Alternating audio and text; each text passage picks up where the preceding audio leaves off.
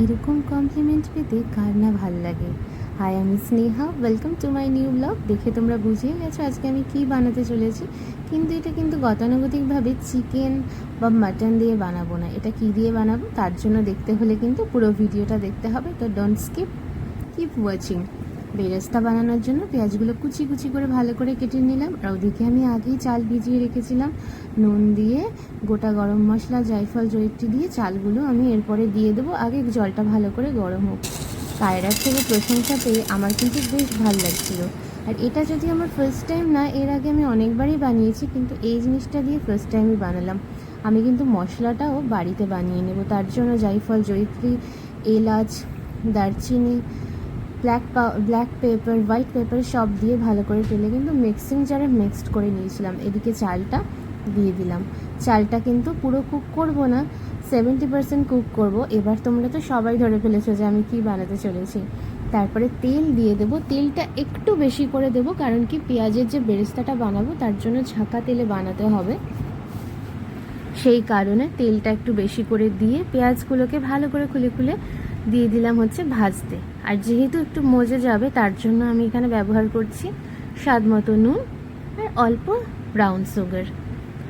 আর যেটা দেবো সেটা হচ্ছে কর্নফ্লাওয়ার। আমার কাছে যেহেতু ছিল না তাই জন্য আমি এখানে আটা দিয়ে দিলাম, যাতে জিনিসটা কুড়মুড়ে বা মচমচে হয়, একটার সাথে যেন আরেকটা লেগে না যায়। ভালো করে নাড়াচাড়া করে নিলাম। যেহেতু ছাঁকা তেলে ভেজেছি তাই জন্য তেলটা কিন্তু ভালো করে ছেঁকে তারপরে এটা তুলবে। কায়রা কিন্তু ভীষণ ভালো খেয়েছে এটা, আর আমাকে বারবার বলে যে মা তুমি কিন্তু প্রায়ই এটা বানিও। তাই বলছি তোমাদেরও বাচ্চাদেরকে এটা অবশ্যই খাওয়াতে পারো, নিজেরাও খেতে পারো। তাই জন্য ভাবলাম একদম শুরু থেকে রেসিপিটা তোমাদের সাথে শেয়ার করা যাক। এরপরে যেটা ছাড়া একদমই অসম্পূর্ণ রান্নাটা, আলু। সবেতেই মনে হয় আলুটা খাই। আলুটা সত্যিই আমাদের সাথে যেন একটা ওতপ্রোতভাবে জড়িত। আর এবার দিলাম হচ্ছে হলুদ আর অল্প স্বাদ মতো নুন দিয়ে ওখান থেকে আমি কিছুটা তেল রেখে দিয়েছিলাম, মানে পেঁয়াজ ভাজার অতটা তেল যেহেতু লাগবে না, অল্প তেলে আলুটা ভেজে নিলাম। আর কালকের ওয়েদারটা এতটাই সুন্দর ছিল, মানে কি বলবো, বাইরে বৃষ্টি হচ্ছে, মানে মনোরম একটা পরিবেশ। আর এই দিয়ে দিচ্ছি কড়াইতে হালকা একটু পেঁয়াজ কুচি করা, একটু রসুন, আর তার সাথে আদা বাটা, তারপরে টমেটো বাটা দিয়ে ভালো করে এটা নাড়াচাড়া করব। যখনই তেল তেল মতো বেরিয়ে যাবে জিরে গুঁড়ো দিলাম, নুন দিলাম, হলুদ দিলাম, তারপরে একটু তাতে দিয়ে দিয়েছিলাম ফ্যাটানো টক দই, তারপরে একটু ওই মশলা ধোয়া জলটা, আর এই যে মশলাটা বানিয়েছি সেটা দিয়ে ভালো করে কষিয়ে নেব। আর দেখো আজকে আমি এটা দিয়ে বানাবো হচ্ছে রুই মাছের বিরিয়ানি। তো রুই মাছটা এর মধ্যে দিয়ে দিলাম। একঘেয়ে রুই মাছ খেতে খেতে যখন তোমাদের বোর লাগবে তখন এই রেসিপিটা কিন্তু অবশ্যই ট্রাই করো। আর দেখো 70% রাইসটা কুক হয়ে গেছে, কতটা ঝরঝরে হয়েছে। এবার আমি তাতে একটু ঘি মাখিয়ে নেব। ভালো মতো ঘি মাখানো হয়ে গেলে র্যাপার পেপার দিয়ে আমি একটা পট নেব অ্যালুমিনিয়ামের, দিয়ে তাতে একটু তেজপাতা কেন দিচ্ছি জানো, যাতে নিচের ভাতটা লেগে না যায়।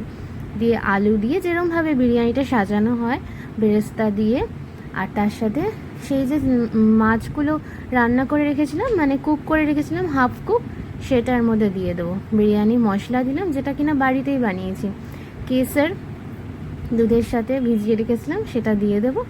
আমি কিন্তু এখানে কোনো আতর বা গোলাপ জল ইউজ করছি না। কায়রা সেটা খুব একটা পছন্দ করে না, আমারও স্মেলটা খুব একটা ভালো লাগে না। সেটা কিন্তু অপশনাল, তোমরা ইউজ করতেই পারো। র্যাপিং পেপার দিয়ে ইন্ডাকশানে চাটু বসিয়ে তার ওপরে এই পটটা দিয়ে ভালো করে র্যাপিং করে, ওপরে দেখো সেফটির জন্য একটা শিলনোড়া দিয়ে দিলাম, যাতে কোনোভাবেই এটা না খোলে। ব্যাস রেডি আজকের ফিশ বিরিয়ানি, রুইয়ের বিরিয়ানি, রুই মাছের বিরিয়ানি। তো এটা কিন্তু তোমরা বাড়িতে অবশ্যই ট্রাই করে আমার জানো কেমন লেগেছে। দেখা হবে নেক্সট ব্লগে।